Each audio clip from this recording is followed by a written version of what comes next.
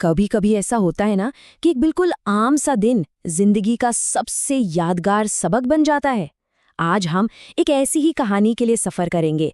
1871 के फ्रांस में अल्फोंस डोडेट की कहानी द लास्ट लेसन के साथ।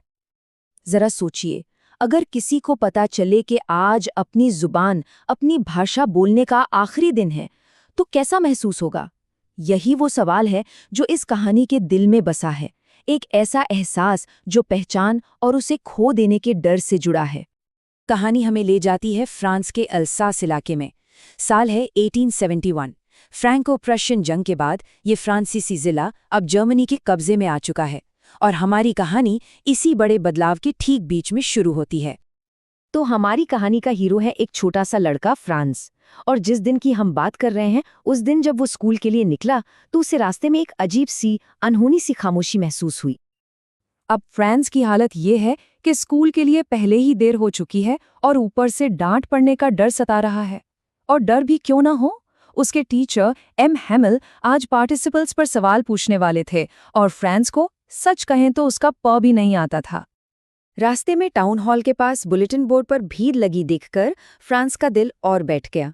पिछले 2 सालों से जंग हारने की खबर हो या अफसरों का कोई नया हुक्म, सारी बुरी खबरें तो वहीं से आती थीं।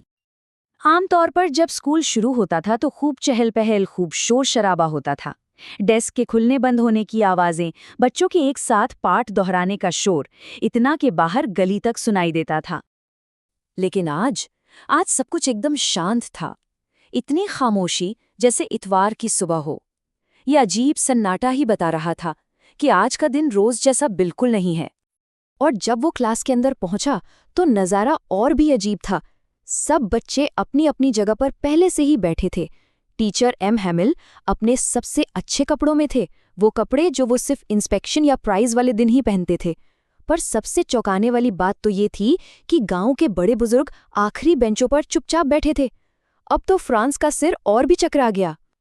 तो चलिए अब उस पल की तरफ बढ़ते हैं जहां इस दिन की सारी अजीब बातों का राज खुलने वाला था। सबका ध्यान टीचर एम हैमिल पर टिका हुआ है।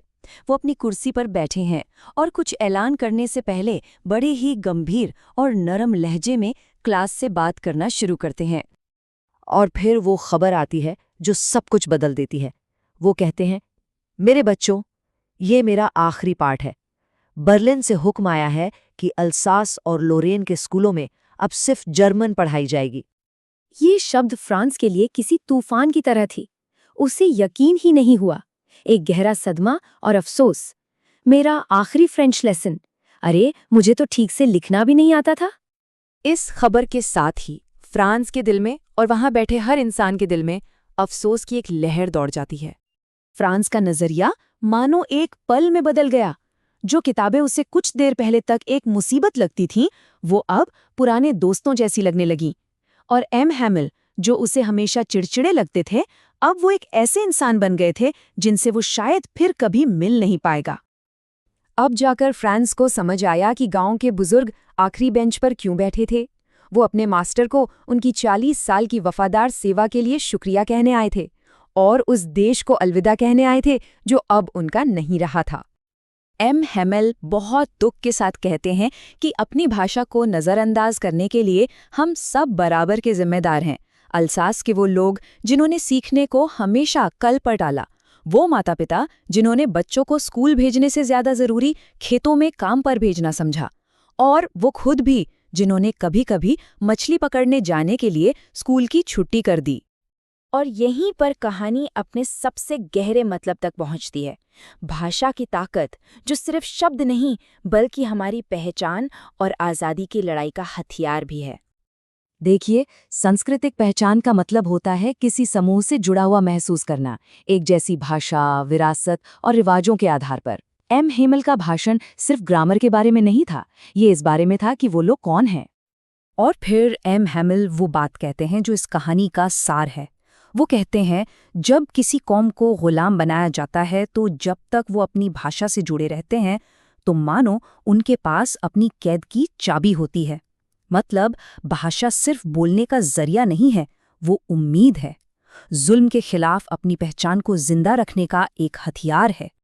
अब कहानी अपने सबसे भावुक मोड़ पर पहुंचती है, जब उस आखिरी पार्ट का अचानक और दर्दनाक अंत होता है। ठीक उसी वक्त चर्च की घड़ी में 12 बजते हैं। ये घंटा सिर्फ वक्त नहीं बता रहा था, ये एक दौर के खत्म होने और एक नए दौर के शुरू होने का ऐलान था।